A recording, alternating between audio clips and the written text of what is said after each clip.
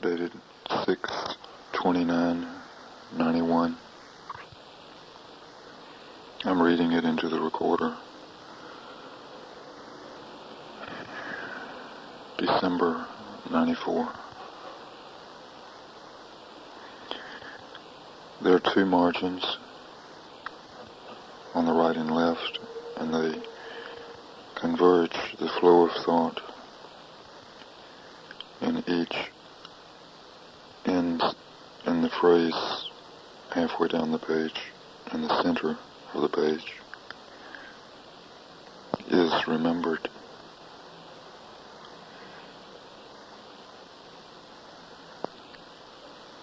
I begin at the top on the right margin. The expressiveness of the chestnut, wedded to the courage of the chestnut, semicolon, the heart. The stump writhes and twists in its stillness,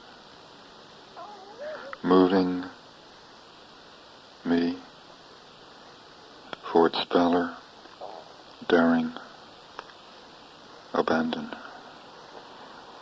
And this, arrested and prolonged, parenthesis remembered, movement becomes the migration. Here, in this circle of strangers encamped, I've drawn about it, with stems and roots, this camp meeting, this holy rite.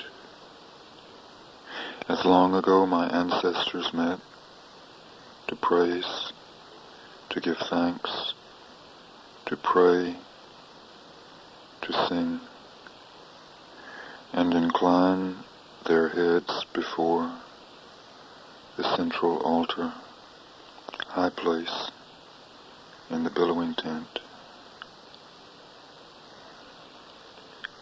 So with Molly Bell, whom I would celebrate and draw the strangers toward, around her bed, to proffer their homage. So too her greatness may be that of what she carries and how. Maybe sorrow, grief, if it is borne greatly, and it is the great grief, then it is enough. Greatness is carrying something, fraught with it, and borne down toward the end, at the end. That is great, remembered. That is arrested and prolonged in the movement which follows, in the entrainment, so that it is still, underlined still, / in movement, in the long trains of the migration.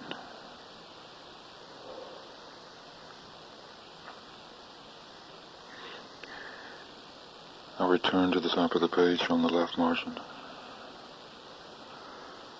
What is happening in the center is the death of the chestnut and the glory of it, the battle and the last throes of the heroic figure, underlined figure. Struggle going on for a century, and it pours from fountain in taproot, shoot after shoot, sprout after sprout down the decades, as if holding out, waiting for help, for God's help, or something, hours even. Every capillary, every gram of life force in the taproot, every engram of living form is given up, exhausted, poured forth and out, emptied, and the invaders pour in, devour it, and excrete the earth, and the mourners and the witnesses congregate and encamp around the great figure, who concentrates their grief and their loss, and the century-long travail of the end.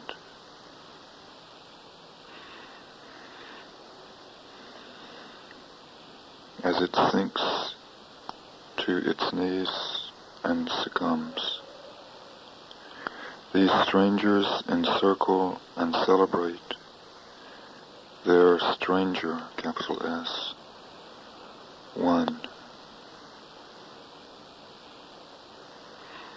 semicolon. Not only the sorrow of its being no longer, not only in the sorrow of its being no longer, but in the blessedness of its having been.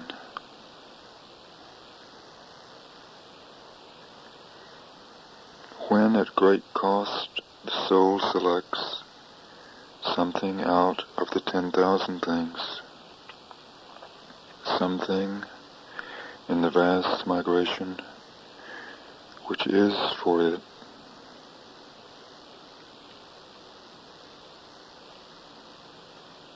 so moving that it is quickened as it has never been, so that the first movement is remembered. And here I return to the central column, the convergence of the right and left margins, is remembered, that is, arrested and prolonged, in the movement which follows, in the entrainment, so that it is still in movement, in the long trains of the migration. So too, a dancer is not great if it is only the beauty of the movement itself she carries. It is what the movement carries, underlined, beyond, or encompassing her, which passes through her. The great Psalms express this, and the chestnut carries this also, and Martha Graham in Medea, and Molly in her wheelchair under the darkening sky. And her words, as light as breath, are heavy with this, and carry this also, and on. 1,000 years in thy sight are but as yesterday when it is past, and as a watch in the night. Even the spectral words in their passage convey the strangeness and the blessedness of having been.